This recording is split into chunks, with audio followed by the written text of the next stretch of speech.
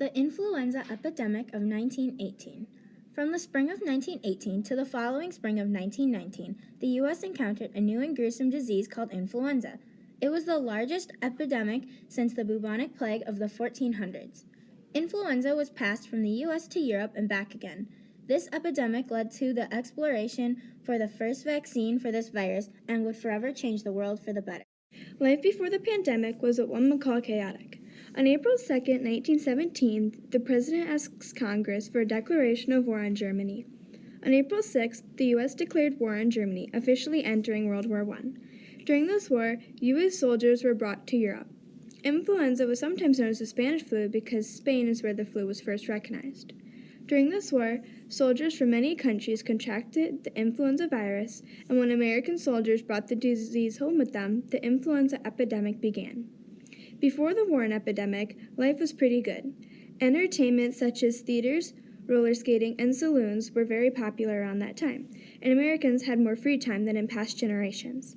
Although life seemed to be good for many Americans, the life expectancy was only 53 to 54 years old because of communicable diseases, sanitation problems, and low personal hygiene.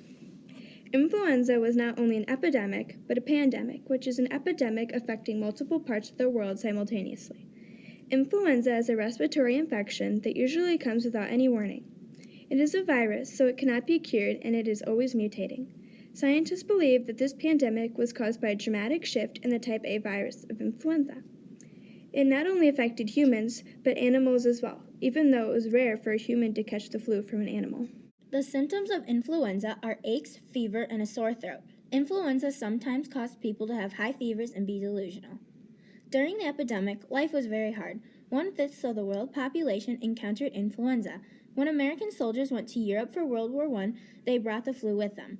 Approximately 20 to 40 million people died worldwide. After about a year, 2 billion people worldwide were affected by this deadly flu. About 25% of the United States was affected by this pandemic, and 650,000 died, accounting for 2% of the population. More people died in the U.S. from influenza than the amount of soldiers that died in World War I, World War II, the Korean War, and the Vietnam War altogether. During this time, the life expectancy decreased by 12 years in the U.S. It was spread very easily. Coughing, sneezing, and talking were some of the ways it spread. Edna Register Boone said that when people died, their family members would bury them in the clothes they died in, wrapped in their own sheets. Public funerals were prohibited because people worried it would cause influenza to spread faster. So many people died that they ran out of coffins and spaces to bury the dead.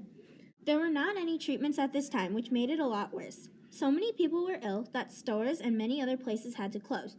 There were house calls, and some people had to become nurses to help others.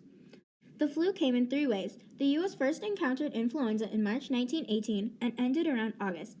It first hit in Camp Funston in Fort Riley, Kansas. In just 5 weeks, 1,127 soldiers were affected and 47 died. The first wave pretty much left the U.S. untouched, barely affecting it. The second wave, which was the worst of all three, lasted from a few weeks after the first ended to mid-November. When it hit Boston, Massachusetts in late August, over 300 men died within the first week. Lieutenant Junior Grade J.J. Keegan, a medical officer in Boston, had the opinion that the disease would spread rapidly across the entire country, attacking between 30 and 40% of the population, and running an acute course in from 4 to 6 weeks in each community. By mid-September, the health commissioner in Boston estimated over 3,000 people had gotten the flu and been hospitalized. When the flu hit Fort Devens in September, Dr. William Henry Welch, a U.S. surgeon, was ordered to go and help. When he arrived, 66 men died of pneumonia, which sometimes was caused by the flu. By the end of October, 17,000 soldiers had been sick, and 787 died. Colonel Victor C. Vaughn, a doctor that worked with Welch, described what he saw. There are hundreds of stalwart young men in the uniform of their country, coming into the wards of the hospital in groups of 10 or more. They are placed on the cots until every bed is full, yet others crowd in. Their faces soon wear a bluish cast. A distressing cough brings up the blood-stained sputum. In the morning, the dead bodies are stacked about the morgue like cordwood. This picture was painted on my memory cells. The doctors decided to do autopsies of the flu victims and look at their lungs because they expected to find damage there, since influenza was a respiratory infection. Instead of the lungs being lightweight like they should be, they were very dense and soaked in blood, replacing what should have been oxygen. Doctors were able to decipher this as the cause of death. The doctors have never seen anything like this and thought it might be a plague. Influenza kept spreading throughout the United States, but health officials said they were working on a cure. People started wearing gauze masks in public to try to prevent the flu from spreading. These masks did not work, though, because the flu virus was so tiny that it went through the mask. Some ways people try to prevent the flu were banning spitting, covering your mouth when you cough or sneeze, and some other home remedies. The third wave was worse than the first, but milder than the second. It finished off the year 1918 and lasted all the way through the following spring of 1919. On November 11, 1918, Germany surrendered and the Allied forces won World War I, causing everyone to celebrate. Since everyone was so excited that America had won, influenza cases went unnoticed. Even though the flu cases started to drop, the epidemic was not over yet. The third wave was on its way. Even when President Woodrow Wilson battled the flu, people were still unaware that the flu hadn't ended. Due to President Wilson's near-death experience with influenza, which most likely led to a stroke, he resigned from public office. In Wisconsin, the flu was not reported until a month later after most of the states. But within 2 weeks of the first reported case, Milwaukee had almost 5,000 cases recorded and about 200 deaths.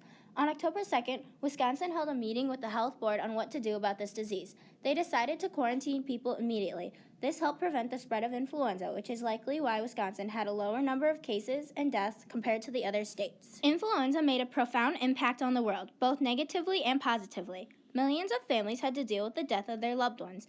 It also caused many economic issues such as businesses going bankrupt.